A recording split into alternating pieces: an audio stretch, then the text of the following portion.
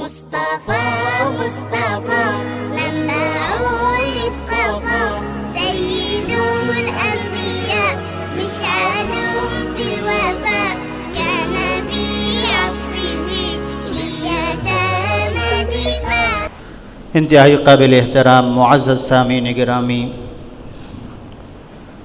آپ حضرات کے سامنے دو قسم کے موضوعات پر مختصر انداز میں بات کرنا چاہتا ہوں۔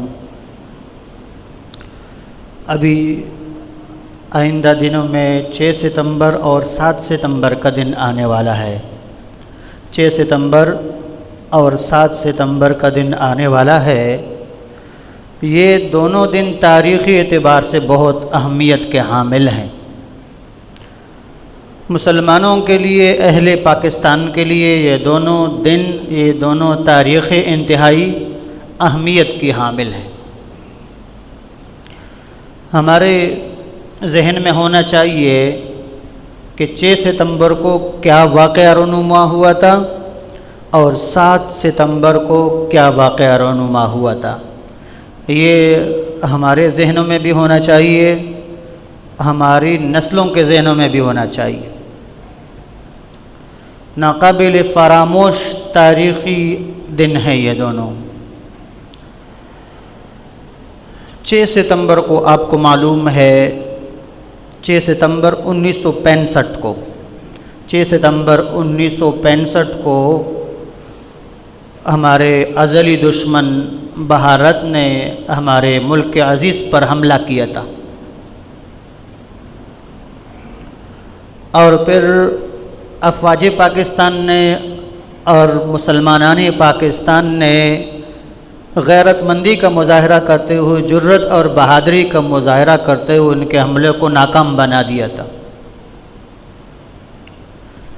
یہ 6 ستمبر کو ہوا تھا۔ اور 7 ستمبر کا دن تاریخی ہے اس اعتبار سے کہ جو انگریز نے یہاں ہندوستان پر حکومت کی تھی، اس دوران انگریز نے یہاں پر ایک پودا کاشت کیا تھا، ایک گندا پودا کاشت کیا تھا، اور انگریز نے اس کو ختم نبوت پر ڈاکہ ڈالنے کے لیے اٹھایا تھا اور اس کی باقاعدہ تربیت کی تھی، اس کا باقاعدہ تحفظ کیا تھا۔ آپ کو معلوم ہے مرزا غلام احمد قادیانی، مرزا غلام احمد قادیانی وہ بدبخت شخص ہے جس نے انگریز کے کہنے پر مسیحیت کا دعویٰ کیا اور نبوت کا دعویٰ کیا، اور یہاں پر جہاد کے خلاف، قرآن پاک کے خلاف، انبیاء علیہ السلام کے خلاف، اور اللہ تعالیٰ کی ذات بابرکت کے خلاف، صحابہ کرام کے خلاف گستاخیاں، بے ادبیاں کی۔ اور سب سے بڑی بے ادبی اور گستاخی یہی ہے کہ اس نے نبوت کا جھوٹا دعویٰ کیا۔ تو متحدہ ہندوستان میں سب سے پہلے لدھیانہ شہر کے علماء نے مرزا غلام احمد قادیانی کو اسلام سے خارج اور جھوٹا اور کذاب قرار دیا۔ پھر اس کے بعد دیگر علماء کرام نے، شرعی اعتبار سے تو علماء نے یہ فتویٰ صادر فرما دیا تھا کہ جو مرزا غلام احمد قادیانی کو نبی مانے گا یا ولی مانے گا، اس کا دائرہ اسلام سے خروج یقینی ہے، وہ اسلام سے خارج ہوگا، اس کا اسلام کے ساتھ کوئی تعلق نہیں ہوگا۔ لیکن آزادی پاکستان کے بعد قانونی طور پر، آزادی پاکستان کے بعد قانونی طور پر، آئینی طور پر قادیانیوں کو کافر نہیں قرار دیا گیا تھا، لیکن 7 ستمبر 1974 کو 7 ستمبر 1974 کو پاکستان کی قومی اسمبلی نے اور سینٹ نے متفقہ طور پر اس بل پر دستخط کیے، اس دستاویز پر دستخط کیے جس میں قادیانیوں کو اقلیت ڈکلیئر کیا گیا، غیر مسلم قرار دیا گیا، اور قومی اسمبلی اور سینٹ سے آئینی اور قانونی طور پر ان کو دائرہ اسلام سے خارج قرار دیا گیا۔ تو یہ 7 ستمبر کا دن اس حوالے سے انتہائی تاریخی دن ہے، انتہائی خوشی اور مسرت کا دن ہے مسلمانوں کے لیے، کیونکہ مسلمانوں کے سب سے بڑے عقیدے توحید کے بعد مسلمانوں کا ختم نبوت کا عقیدہ سب سے بڑا عقیدہ ہے۔